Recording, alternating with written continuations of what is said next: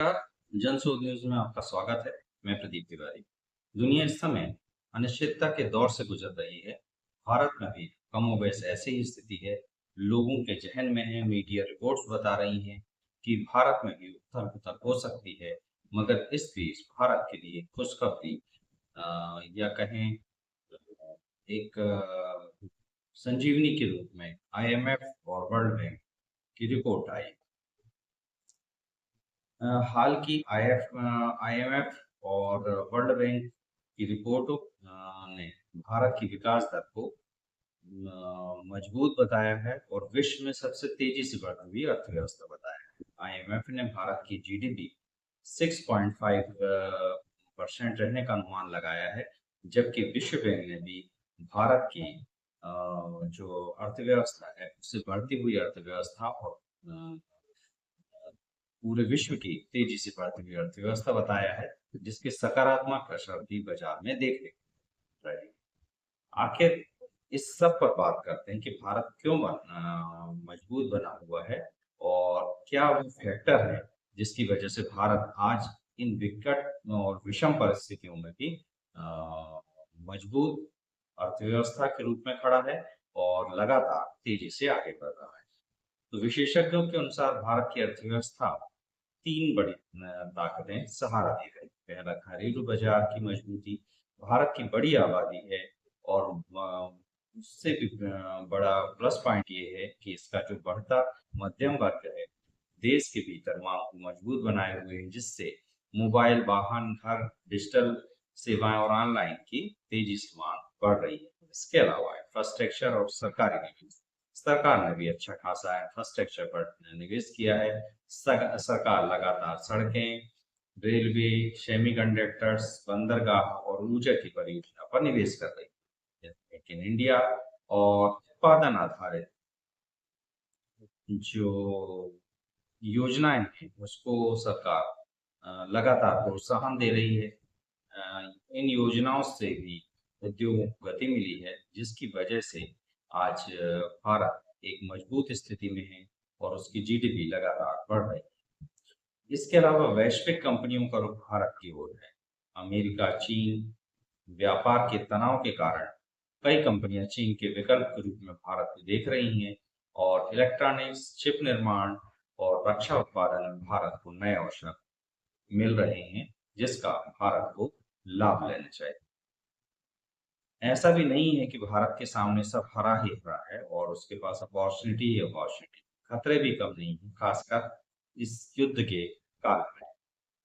सबसे बड़ा संकट तेल संकट उभर कर आया है। भारत अपनी जरूरत का लगभग 85% और 90% तक का तेल आयात करता है।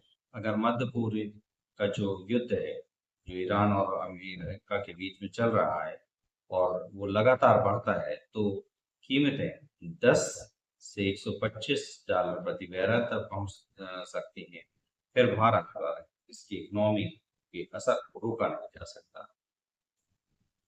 इससे भारत में महंगाई हर क्षेत्र में, चाहे वो फ्यूल में हो, चाहे कंज्यूमर गुड्स में हो, और या फिर आम लोगों की बचत में हो, सभी जगह महंगाई मार करने वाली है।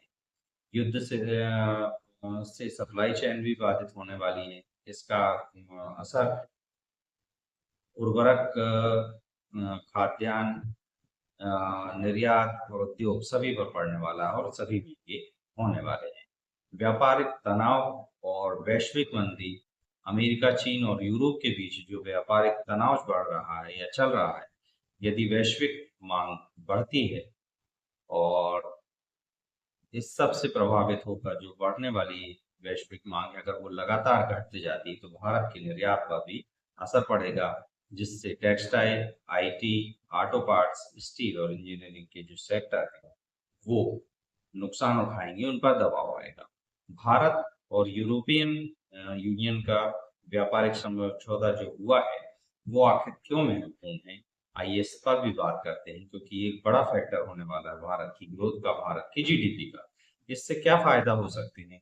तो भारतीय वस्तुओं को यूरोप में बड़ा बाजार मिल जाएगा, निर्यात बढ़ेगा, तो उससे विदेशी मुद्रा भंडार बढ़ेगा, विदेशी निवेश लगातार इससे बढ़ेगा नई नौकरियां पैदा होंगी और भारतीय मैन्युफैक्चरिंग को मजबूती मिलेगी। विशेषज्ञ ये मान के चल रहे हैं कि यह समझौता भारत को चीन के विकल्प के रूप में खड़ा कर देगा और भारत इस समय आपदा में अवसर तलाश कर सकता है।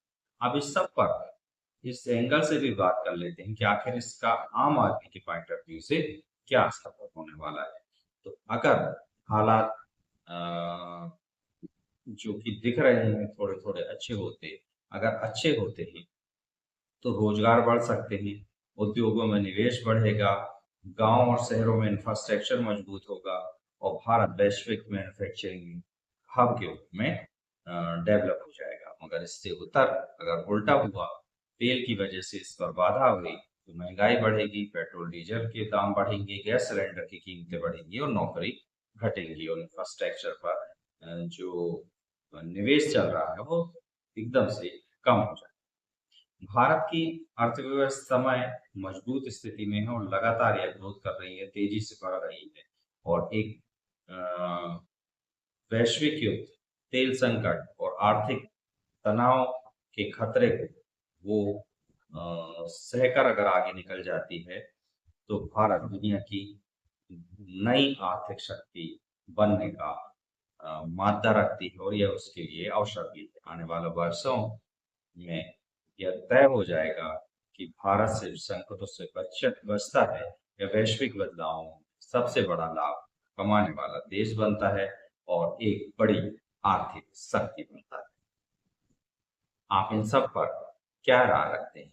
क्या भारत इस आपदा में इस आपदा में अवसर को तलाशेगा और अपने आप को एक महान और एक बड़ी आर्थिक शक्ति के रूप में खड़ा करेगा, या फिर भारत भी अन्य देशों के तरीके से आर्थिक झंझावात फंस जाएगा और आर्थिक संकट से दो चार। आप क्या सोचते हैं? अगर आप अपनी राय साझा करेंगे तो हमें अच्छा लगेगा और बेखौफ पत्रकारिता और बुलंद आवाज को चुनना चाहते हैं तो लाइक और सब्सक्राइब करना ना भूलिएगा। देखते रहिए जलसो। याद रखिए, सच को चिल्लाने की आवश्यकता नहीं होती और राष्ट्र सर्वोपरि। नमस्कार।